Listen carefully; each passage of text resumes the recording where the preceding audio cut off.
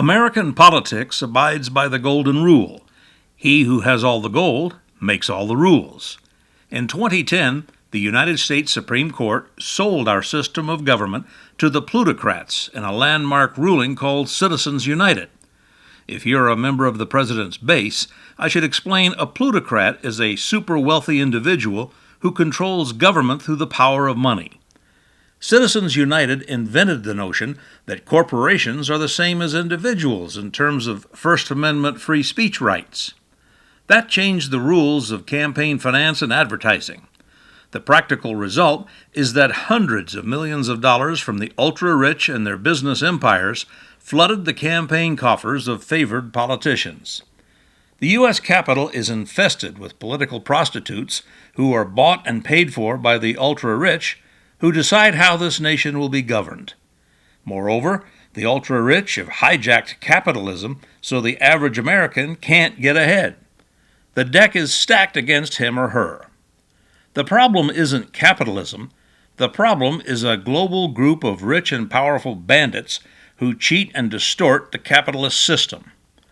Adjusted for inflation, the wages of the average middle-class American have been flat for decades, while the top 1% own and control $35 trillion. They control more and more of our national wealth with no end in sight. Two of the Democratic presidential candidates, Bernie Sanders and Elizabeth Warren, have made a wealth tax a centerpiece of their campaigns. I want to explain why I think this is a doomed issue in the general election. I fully agree. Wealth inequality in this country is obscene. It has put us on a road to ruin. The destruction of our middle class by the upper 1% is a recipe for disaster, and it must be stopped. But as they say, the devil is in the details, and that's where I find the problem with the highly popular idea of a wealth tax. Let's explore the details of a wealth tax. I think you can absorb an idea that is longer than a phrase in a sentence or an 8-second soundbite. Bernie Sanders explained his wealth tax proposal on the Senate floor a year ago. He said it would be a progressively bigger tax based on the scope of wealth. Under my bill, any time someone inherits an estate in America of $3.5 million or less, that person will not pay 1 penny in taxes, in estate taxes. They will get to keep that inheritance tax free, and that population includes 99.8% of the American people. So the legislation I am proposing would not raise taxes by a penny on 99.8% of the American population. But if you are in the top 0.2% of the population, that population that inherits over $3.5 million, your taxes will in fact be going up, and they should be going up. My legislation establishes a 45% tax on the value of an estate between $3.5 million and $10 million, a 50% tax on the value of an estate between $10 million and $50 million, a 55% tax on the value of an estate in excess of $50 million, and a 77% tax on the value of an estate above $1 billion, above $1 billion. In other words, this bill begins to create a progressive tax system in America, which is based on ability to pay. Here's Elizabeth Warren recently on ABC's The View. I think it's time for a wealth tax in America.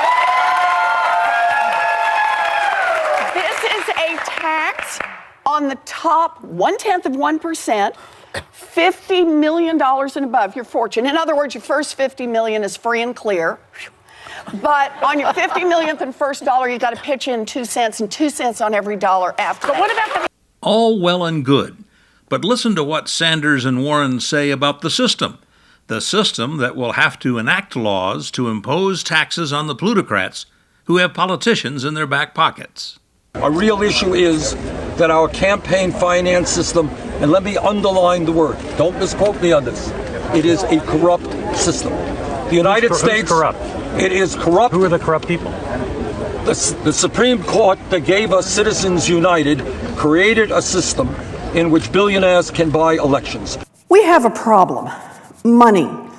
6 years ago today, the United States Supreme Court made the problem worse, a lot worse. Thanks to the Supreme Court, our system of elections is riddled with corruption. Money floods our political system, money that lets a handful of billionaires shape who gets into Congress and may decide who sits in the White House. And as Congress has become more beholden to billionaires and less worried about the American people, just look at what's happened in Washington. Armies of lawyers and lobbyists flood the hallways of Congress and regulatory agencies, urging just a little tilt for every law and every rule. A sentence here, an exception there, and always tilting in favor of the rich and the powerful. Do you see the problem? How can Sanders or Warren get a wealth tax passed into law in a rigged Congress bought and paid for by the wealthy? Let's consider carefully what Warren said. Armies of lawyers and lobbyists flood the hallways of Congress and regulatory agencies, urging just a little tilt for every law and every rule. A sentence here, an exception there, and always tilting in favor of the rich and the powerful. There are probably millions of Americans who would agree there should be a wealth tax. But do you really think the wealthy who own Congress through campaign contributions are going to agree to a wealth tax? Really? Maybe when pigs fly. This brings us to one of my favorite harangues of this election year. To really change our corrupt government, we need to clean house in Congress and state legislators. Vote them out, up and down the ballot. The only way we will see a wealth tax is if we get rid of the politicians who oppose it.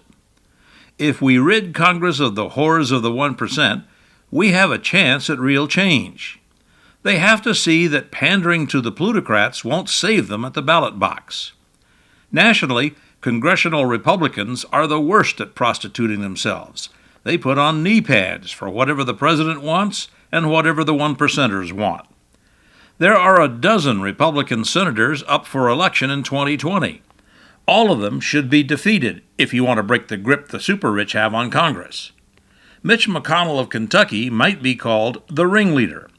Wealthy Americans with a conscience should pour money into a campaign to defeat McConnell this year.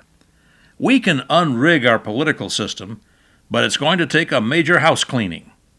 I'm Vince Wade.